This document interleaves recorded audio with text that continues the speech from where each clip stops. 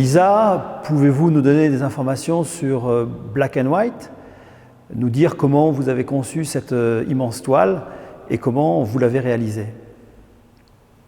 I began the painting in 2005, and it was a period in my life when I felt a compelling need, a big need to take stock of where I was as a painter, as an artist. And this also corresponded with an irritation that I began to have on another level, with something about the relation to repetition in my work.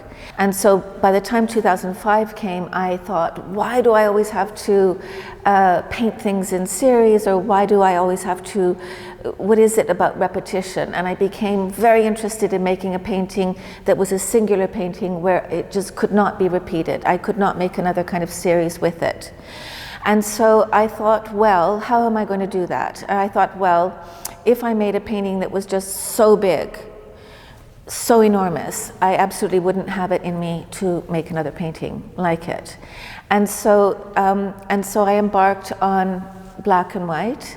And when I was doing the drawings of it, I thought, well, it would have to be, the painting would have to be, from a practical point of view, worked on panels, and they would have to be kind of joined together.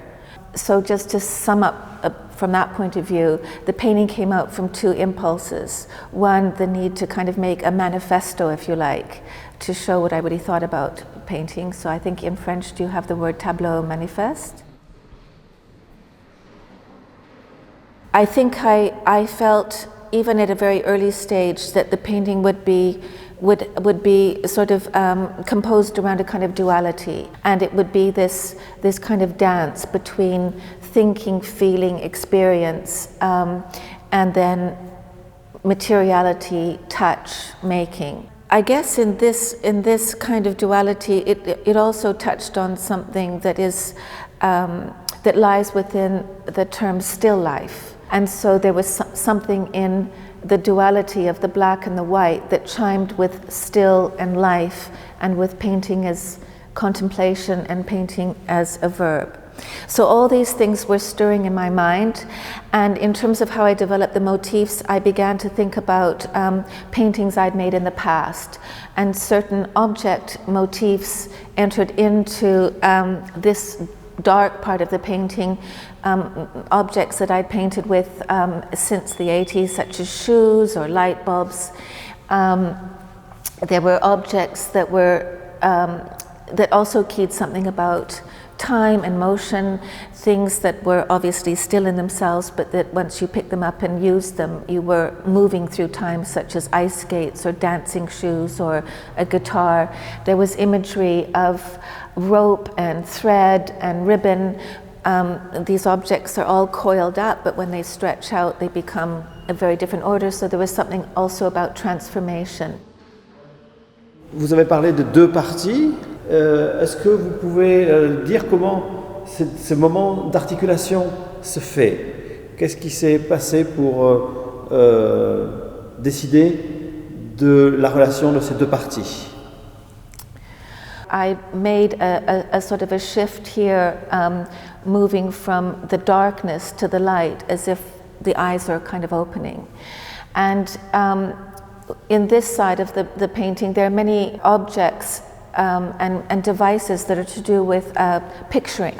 And the mirror seemed to be a good object to use as a way to speak to the devices of picturing, as a way of carrying forward the transition between the darkened side of the contemplation to the side of the action and the studio setting itself. When I first moved to London all those years ago, I don't know if you visited London, but if you've taken the metro, the tube in London, you see everywhere written along the platform edge, mind the gap. Another really interesting challenge was painting that band of white right here. Because I felt that when I was doing this, it was really very abstract. It didn't really correspond to objects in the way that everywhere else in the painting there are objects. And so there was something again about about the play between the real. The band of white was like a threshold of just the materiality of the paint. Of course, it's been crafted into a band, and it's been modulated so that on one side it's a bit more diffuse and on the other side a little bit heavier. So it definitely is kind of tipping towards an image, but nonetheless it seems to me in my mind to act just as something which is the paint itself. And so moving from the paint itself, we also then move into the zone of the studio. Also, I prime the canvas white to begin with. So I start off with a gessoed ground, which is white. And it's also speaking to the white of the gesso before it gets acted on with the paint itself.